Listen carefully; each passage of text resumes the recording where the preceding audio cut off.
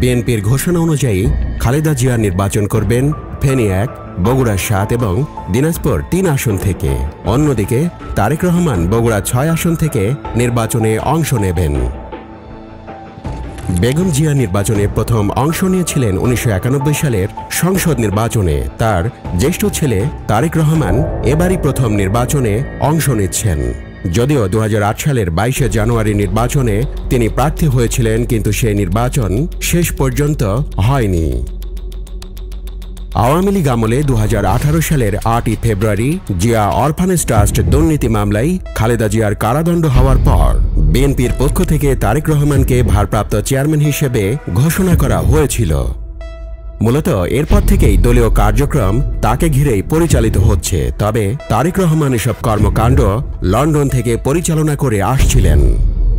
এর আগে 2001 সালের সংসদ নির্বাচনে বিএনপি নেতৃত্বাধীন জোট বিরাট জয় নিয়ে সরকারে আসার পর তারেক রহমানকে দলের সিনিয়র যুগ্ম মহাসচিব পদে নিয়োগ দেওয়া হয়েছিল। অনেকেই মনে করেন সেই সিদ্ধান্তের মাধ্যমেই খালেদা জিয়া কার্যত তখনই তারেক রহমানকে দলের ভবিষ্যৎ নেতা হিসেবে তুলে ধরতে শুরু করেছিলেন।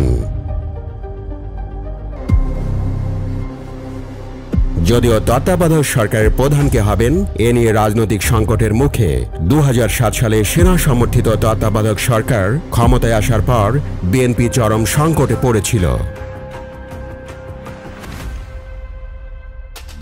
ওই বছরের 7 মার্চ গ্রেপ্তার করা হয়েছিল তারেক রহমানকে।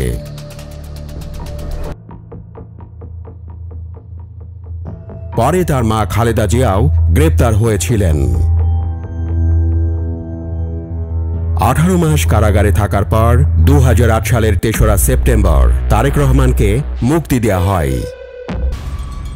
এই সময় তিনি হাসপাতালে চিকিৎসাধীন ছিলেন। এর আগে 13টি মামলায় জামিন পান তারেক রহমান।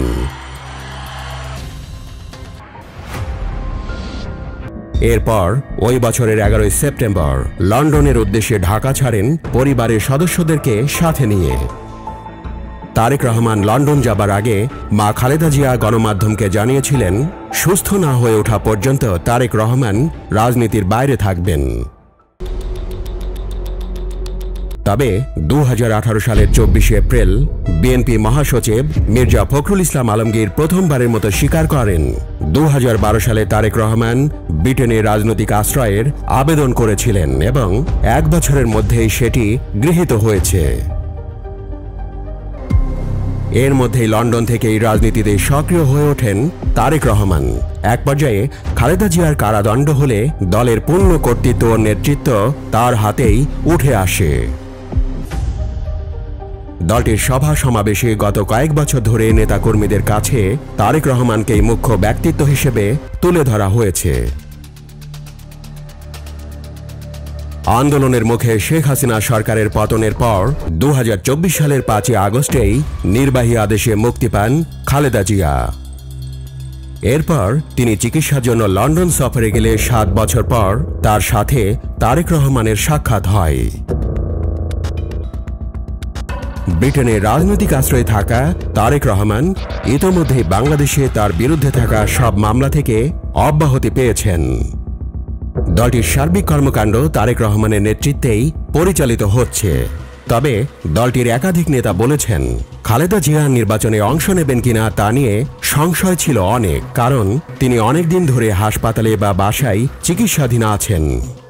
এসব নেতাদের ধারণা ছিল প্রতীকী হিসেবে খালেদা জিয়া হয়তো একটি আসনে থাকবেন আর মূল নেতা হিসেবে তারেক রহমানই হয়তো একাধিক আসনে নির্বাচন করবেন। কিন্তু দলের প্রার্থী ঘোষণার পর দেখা গেল খালেদা জিয়া 3টি আসনে আর তারেক রহমান একটি আসনে নির্বাচন করছেন। এই সিদ্ধান্তের মাধ্যমে বিএনপি এই বার্তায় দিয়েছে যে খালেদা জিয়া এখনো সক্রিয় আছেন এবং তিনি দলটির শীর্ষ নেতা।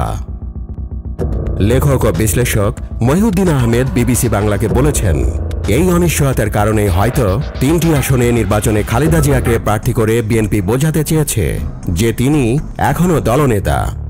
নির্বাচন ও সরকারের কে নেতৃত্ব দেবেন বিএনপির হয়ে তা এখনো পরিষ্কার না।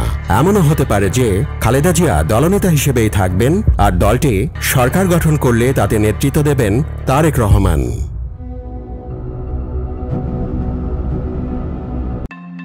দলটির স্থায়ী কমিটির সদস্য সালাউদ্দিন আহমেদ বলছেন, আমরা আশা করি দেশনেত্রী বেগম খালেদা জিয়া সম্পূর্ণ সুস্থ হয়ে নেতৃত্ব দেবেন।